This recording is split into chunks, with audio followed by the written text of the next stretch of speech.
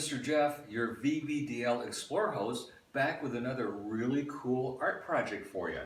Today, we're going to be doing air-dried clay animals.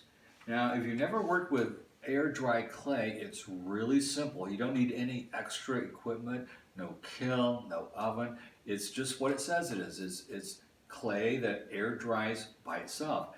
And what we're going to be doing is sculpting an animal. And then once that's dry, we're going to be painting it. So here are some examples of ones that we've had to show you. So we have a couple different fish here. Now we've also named each one of the animals so you can see the names here. Here's a penguin, here's a newt, here's a little cat, and a mouse called Gertrude. So when you get your project from your local library in your take and make bag, you're going to be getting a plastic bag that's got a ball of air dry clay in it like this. And what you'll be doing, you'll also be getting a popsicle stick. So that's what VBDL will supply for you, but what you're going to need are some of your own tools too. Some really simple tools that work nice are some fork, a spoon, a knife. They could even be plastic like this, maybe a nail, perhaps a toothpick. You will need to get some paint. In this case, we're using acrylic paints. If you have tempera, that's fine too. And some really small paintbrushes. You don't want to use your big ones on this project, just the little small ones, plus a little bit of water. So that's essentially what we're going to be needing. And today I'm going to show you how we're going to be doing that.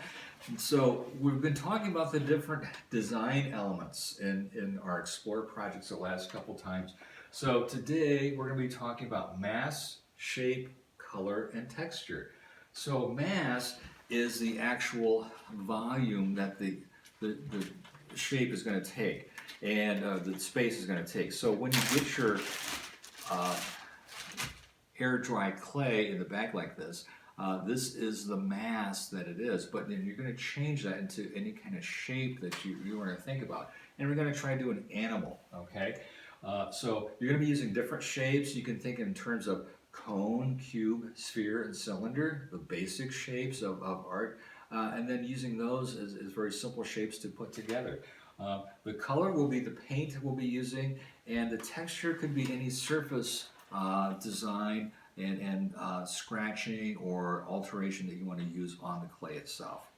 So again, these are some different examples. Some of those they've all been painted, and some of them do have some texture surface on here as well. So when you get your project, your air dry clay, I want you to think in terms of a couple different ways you can manipulate that. And one method is by adding. And so what you would be doing is you would be taking different parts of the clay and putting it together. So like if you were going to add one piece to the other. Or the other one is subtracting, where you're just going to be reducing and pulling clay away from it. Okay, so you start with this big mass like this, and let's say that you can just take your hands and kind of form it. Let's say you're thinking about the idea that you want to have. You know, is it going to be a bird? Is it going to be a reptile? Could even be a fantasy animal. Maybe you can have the tail of a tiger but the wings of a bat. You can make it up, and it doesn't have to be realistic at all. So if you do something where you're just kind of forming this with your hands like this, maybe you can stretch it out. You want to make sort of a head like this. Maybe you could take a knife and just simply make a slit that way. Oh, that kind of makes you look like it's got a beak. Maybe you have a bird. You can take, maybe I'm going to use the paintbrush here. Maybe you can make a couple little dots here, and indentations for eyes. So you can kind of form this the way you want to just by molding it and maybe subtracting it, taking parts away. Okay, like if you want the neck to be a little bit smaller, you can reduce that. Okay, so that's the subtractive method. The other way is if you're going to be adding clay. Now, when you're adding clay, there's a certain way that works better for that. So this is one that I have here. This is a kind of unfinished one, but we're going to call him Beep Beep. He's kind of a road runner, little creature, and so he's got a couple feet, a little tail here, wings, a little crown, and some eyes and a nose that kind of stick out. So today I'm going to show you the different parts of how I made this Beep Beep little bird creature. So in this bag, what I've got are some different parts that I've already kind of formed together, or I've formed, and I'm going to put them together to show you how you can do this.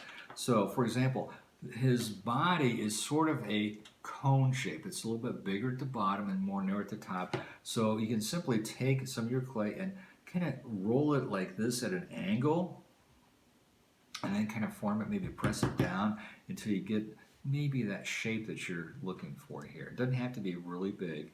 And then another part, maybe you might just want to take a ball for the head and kind of roll it like this to make kind of a sphere shape. Okay, two very basic shapes in art, the cone and the sphere. Put these two together using the additive method. There's a method that works really good, and that's called scoring and slipping. So if you have, for example, this is a little plastic knife. It's got a serrated edge to it.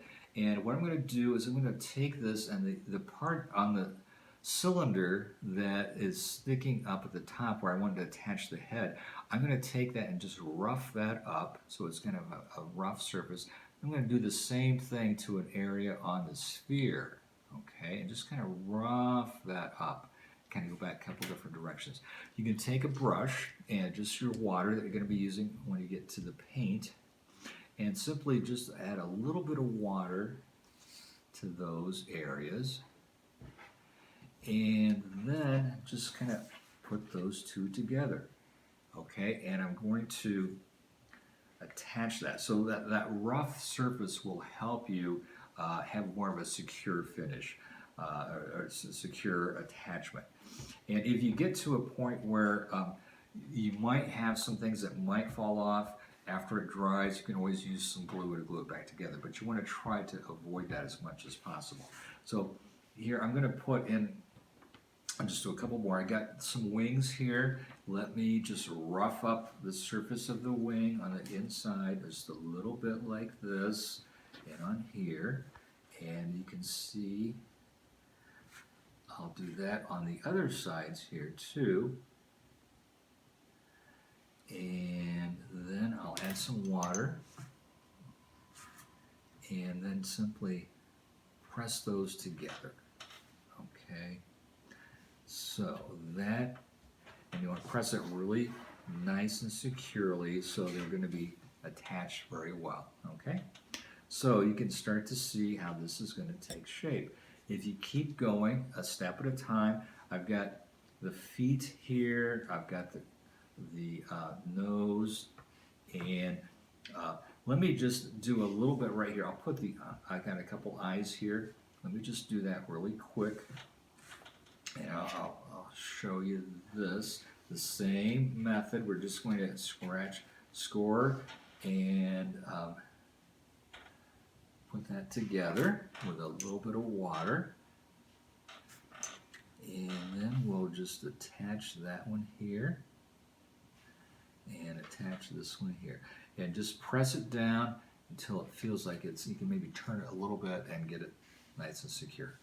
To get the indentation for the eyes, I can take maybe the end of my brush and just kind of make a little hole like this for the eyeball. If you didn't have that, you can use a nail or a toothpick. And I also use the nail to get a little bit of a wing surface here, some texture. That works. It's a really nice tool for that. So you can keep going until you end up with something like this. And now, if you do the painting, the first thing you want to do is let your animal dry. And he needs to dry for a good 24 hours. After 24 hours, it's going to be ready for painting. And so this one I started to paint a little bit. The key element to remember about painting is to try to use the paint really in a small amount. So I've taken some of this green and a little bit of white here. It doesn't take very much because you don't have a very big surface, and so that's why you want to use a small brush. And I'm going to just kind of continue to paint here. And the best thing to do is to have a thin surface rather than a real thick surface, because if you have a thick surface, it could show you your brush marks. So I'm just going to show you a little bit of paint right here, and you can always give this 2 coats of paint if you need to. And the acrylic paint dries pretty quick. Okay, so this is the bottom has got 1 coat already. I'm just going to do the head here a little bit and just give you a little indication of what this guy's going to look like. Okay, so just a nice thin coating, and let me just get this a little bit right here. You can kind of see. I won't paint everything. I'll let you kind of use your imagination to see how you think this is going to work. But that's the beginning of your air dry clay animal. So you guys have a great time with this project. It's a 3-dimensional project, so it's a little different than the other 2-dimensional ones we've done in the past. It's really great to work with. Just let it dry and then get your paints and paint, and please send us a picture of your air dry clay animal. We'll see you next time, explorers. Bye-bye.